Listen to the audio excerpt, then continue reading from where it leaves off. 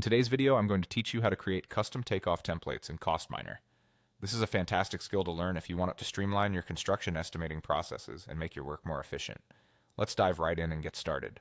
First off, open your web browser and go to the CostMiner website. This is the platform where all the magic happens.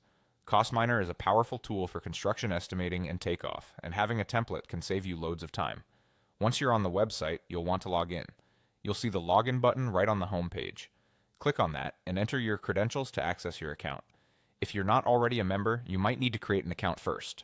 But assuming you have one, proceed to enter your email and password and you'll be right in. After you've logged in, the next step is to select a project that you want to save as a template. Browse through your list of projects until you find the one that best suits your needs. This project will serve as the foundation for your template, so choose wisely. It's worth mentioning that having a well-organized project will make this process much smoother.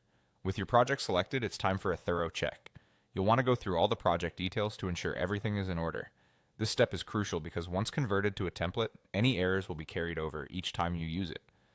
Double-check everything from quantities, costs, album costs, and other important details to ensure accuracy. Once you've confirmed that everything is correct, click Close. It sounds simple, but closing this window will ensure that your changes are stored and you're ready to move forward.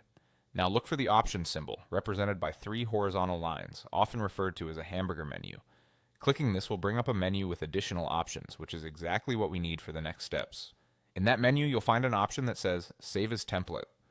Click on this option. Doing so will allow you to turn your project into a reusable template.